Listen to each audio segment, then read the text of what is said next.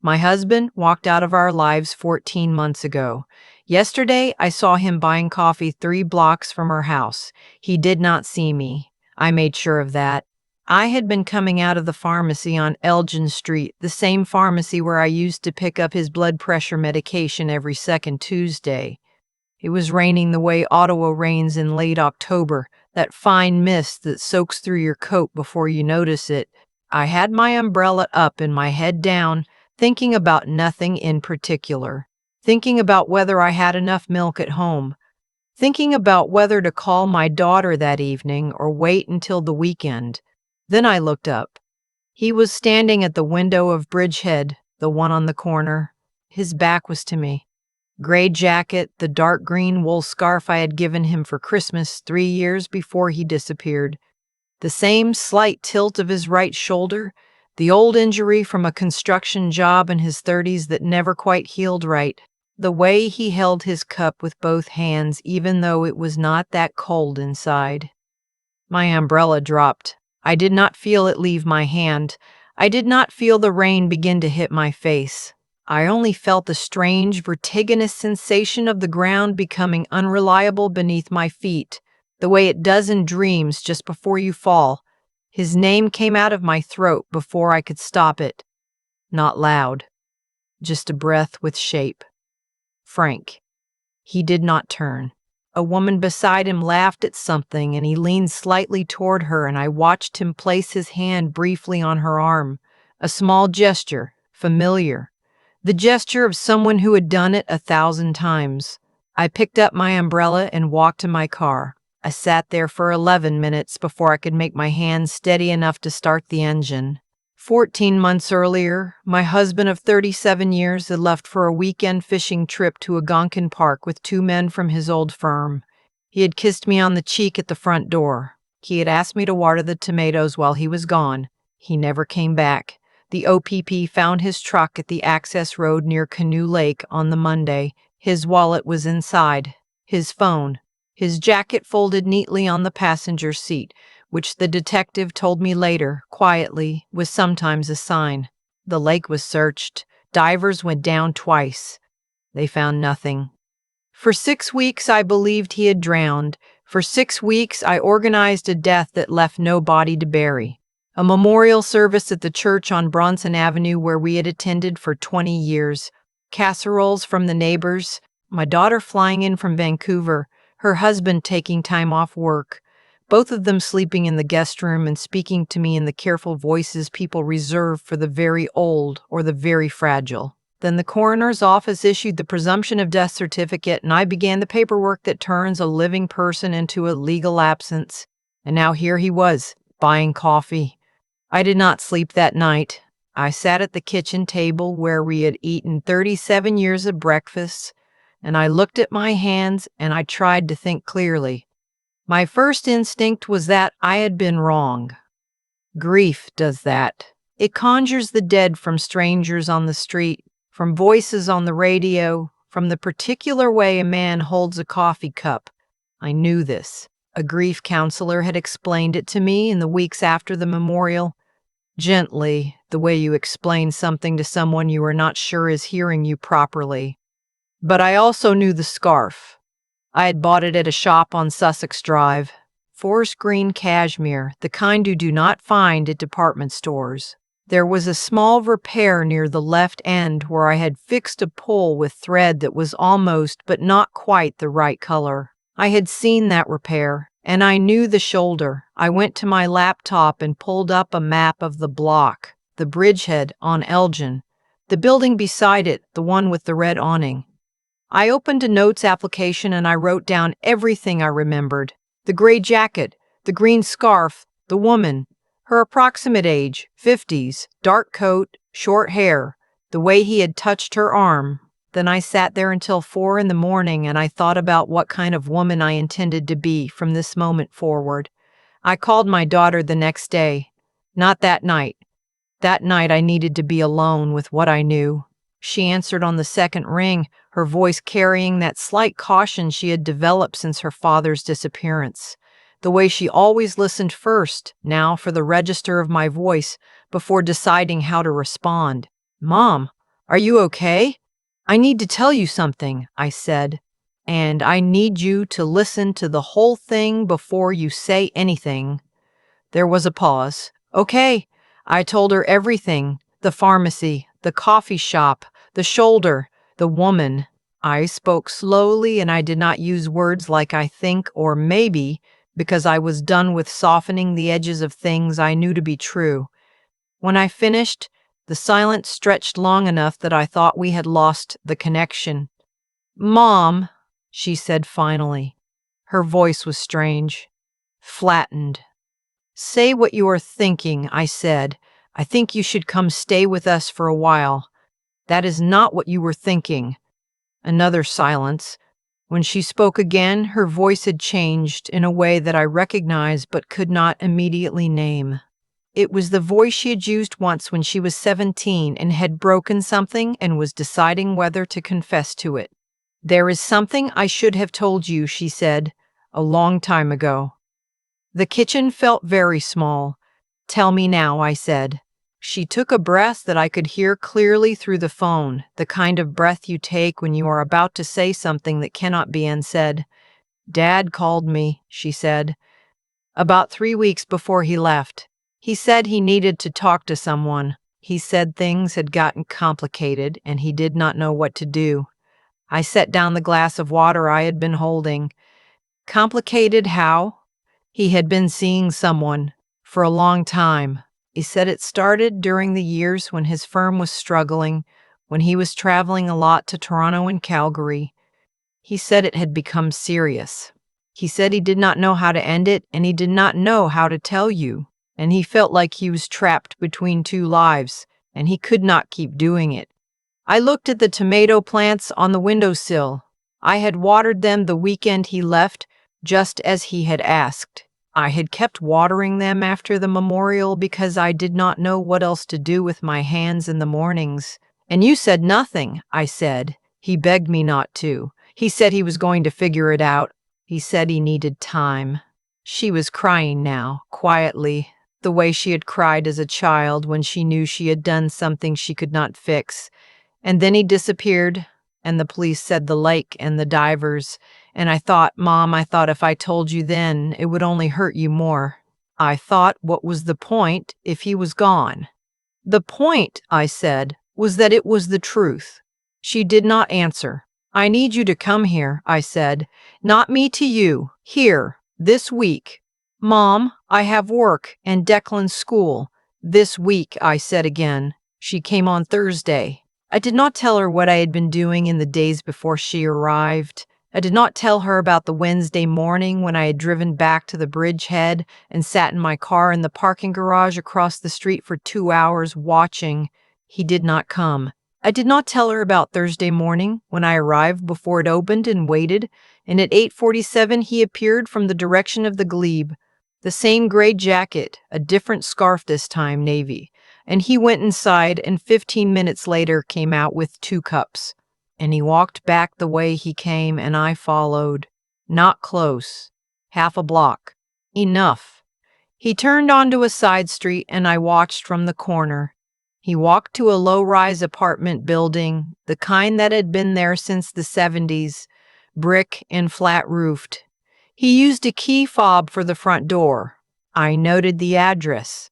I noted the buzzer panel visible through the glass door, and the name I could just barely read from the street. The name was not his. I drove home and I looked up the name and the address and I found a lease listed in public property records under a numbered company.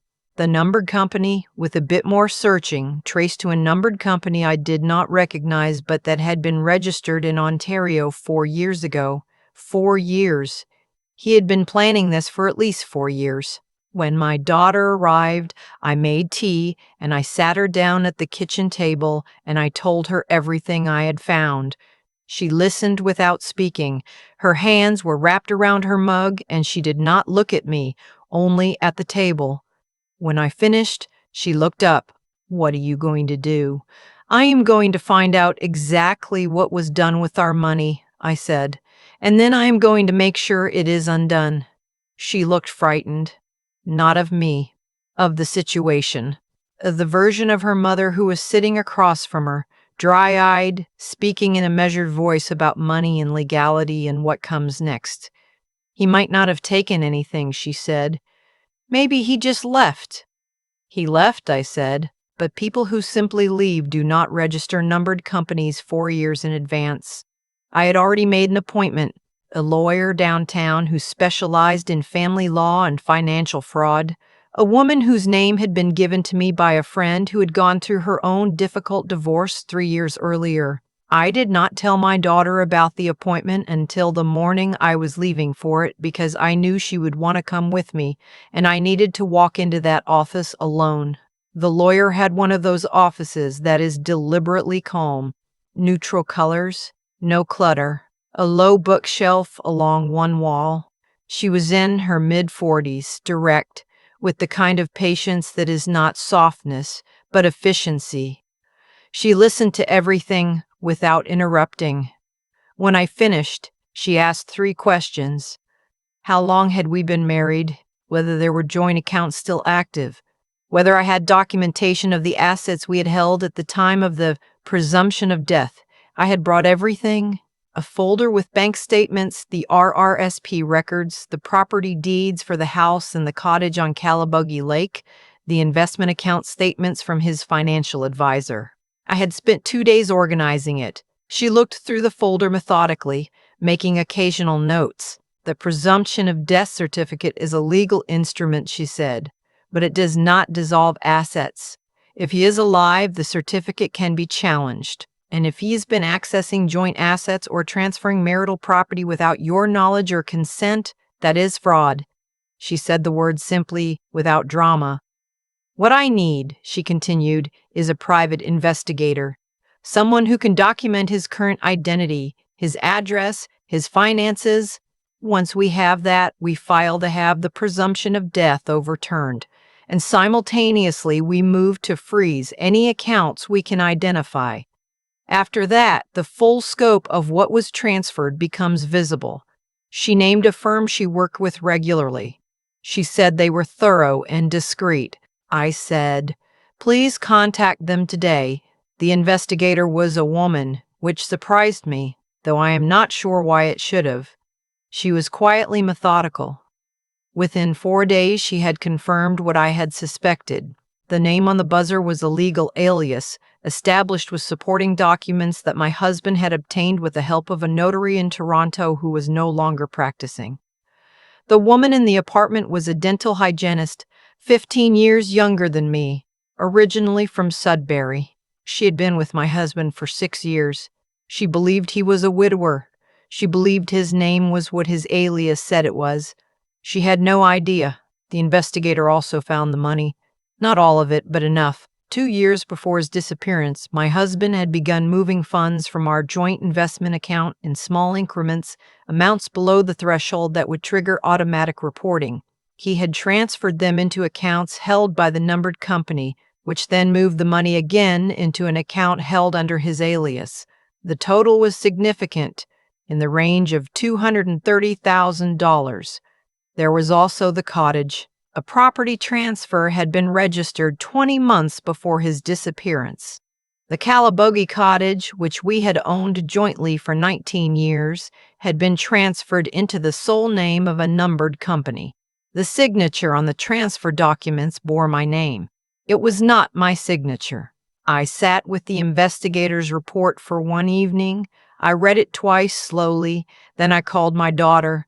I need you to listen again, I said, and this time I need you to understand what he actually did, not what he told you he was feeling, what he actually did. She listened. I could hear her crying softly by the time I reached the part about the cottage.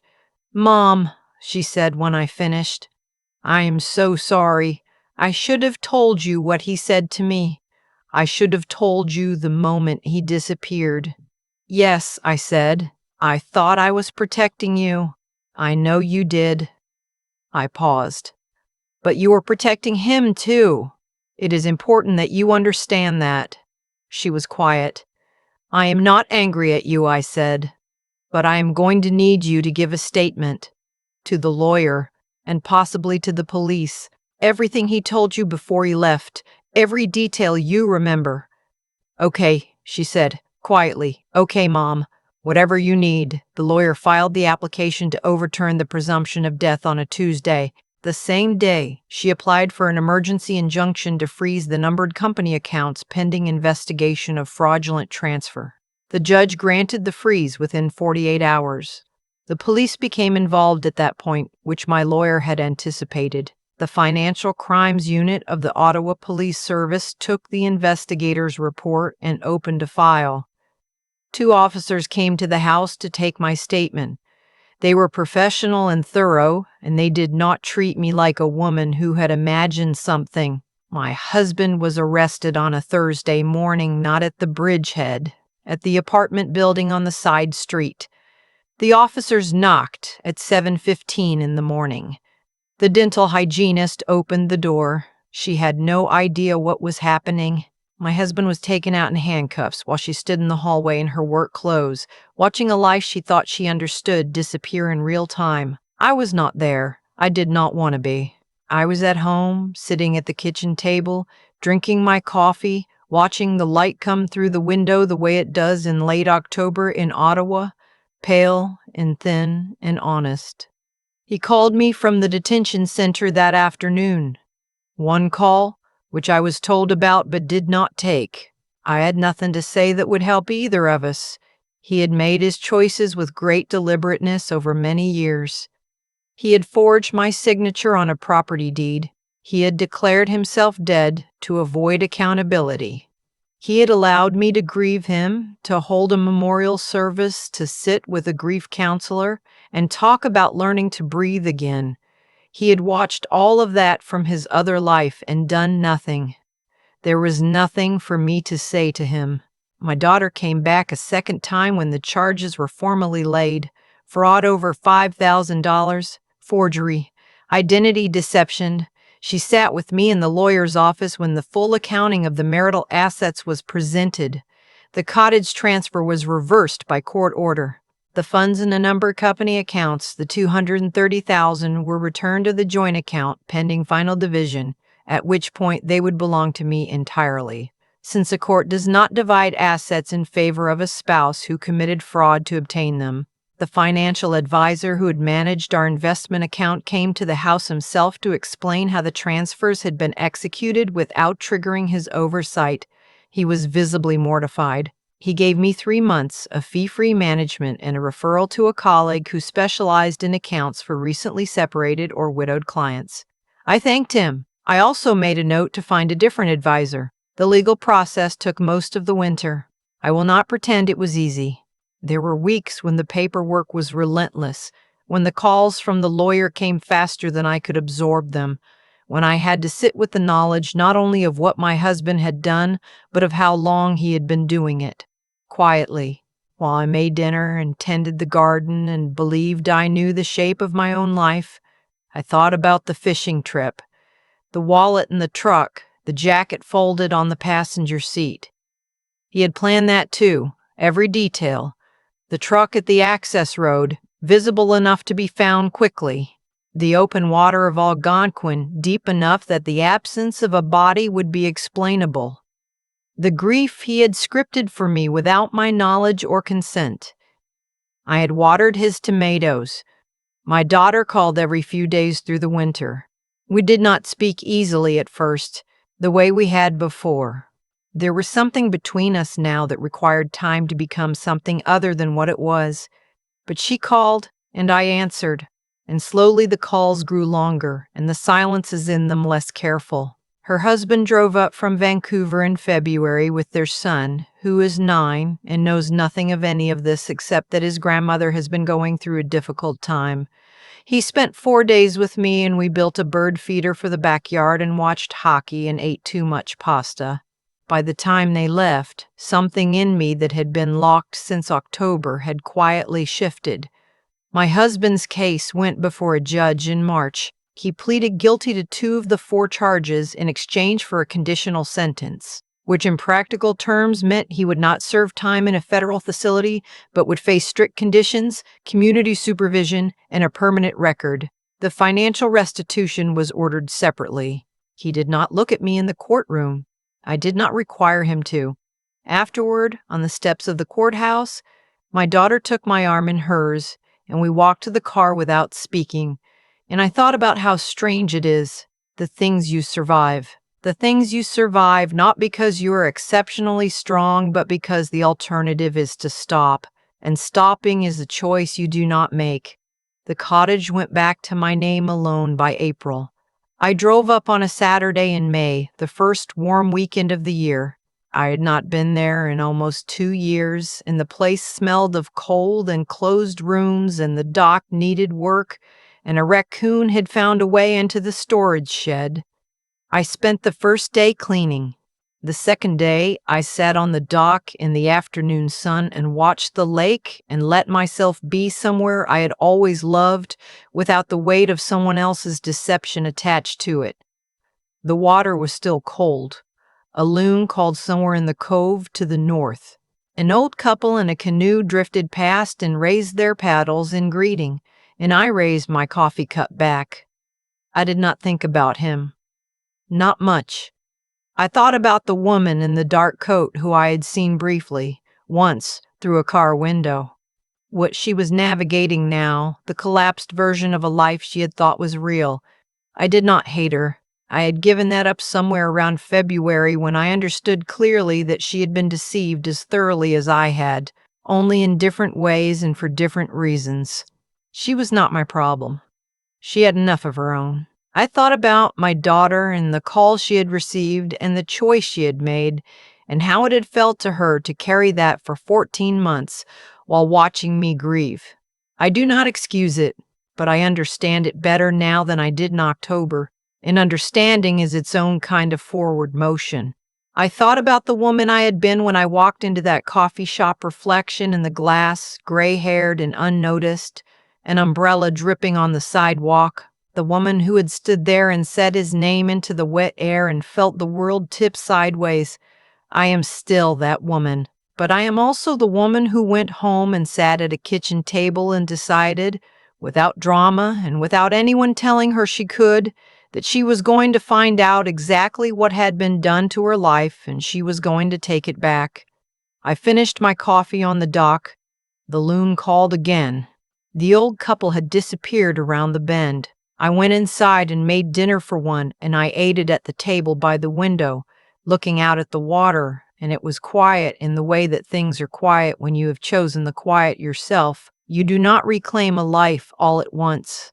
You reclaim it the way you clean a room that has been closed for too long, one thing at a time, steadily, until the light gets back in. And one morning you notice that the weight you have been carrying is no longer the weight of grief, but the weight of your own life, held in your own hands, and that is a different thing entirely. I keep thinking about the tomatoes. He asked me to water them before he left, and I did. I watered them the weekend he staged his own disappearance, and I kept watering them after the memorial, because my hands needed something to do in the mornings, and grief does not care much about logic. That detail stays with me not because it is dramatic, but because it is so ordinary. That is how deception works when it has been carefully built. It hides inside the ordinary. It borrows the texture of a real life and wears it so long that even the person being deceived cannot see the seam. What Frank did was not an impulsive act. It was a choice made many times over many years, renewed every morning he woke up and said nothing. There is a kind of cause and effect in that which I have had to sit with honestly. The consequences that found him were not random. They were the accumulated weight of decisions that compounded quietly for over a decade, and eventually that weight became too much for any alias or numbered company to hold. My daughter made her own choice when she stayed silent after his phone call. I understand it better now than I did in October. She was frightened, and she loved him, and she told herself that silence was protection. But silence in the face of someone else's wrongdoing is never truly neutral. It becomes part of the wrong, even when the person choosing it has a good heart. She has had to reckon with that, and watching her do it honestly, without excuses, has been its own kind of repair between us. What I keep returning to is not the anger, though there was plenty of it. What I return to is the question of what it actually takes to see clearly when you are standing in the middle of your own life. I did not investigate Frank's finances because I was clever in some innate way. I investigated them because I made a decision on a specific night to trust what I knew rather than what was convenient to believe. That choice was not instinct. It was something I had to reach for deliberately against the pull of every easier explanation. I think about the investigator who sat across from me and laid out the documents without flinching, the lawyer who used the word fraud simply, like it was just the accurate word for a thing that had happened. The women around me, in different forms, who showed me what it looks like to deal with hard facts directly and without apology. There is a kind of integrity in that, in looking at a situation for what it actually is, rather than for what you wish it were. I am 63 years old. I live alone in a house that is mine, and I have a cottage on a lake that is also mine. And last May, I sat on the dock in the afternoon sun and listened to a loon and felt something I had not felt in a very long time, which was simply present, not waiting for something to be over, not bracing for the next piece of news, just there on the dock, in the light. You do not come back from something like this by deciding to be strong.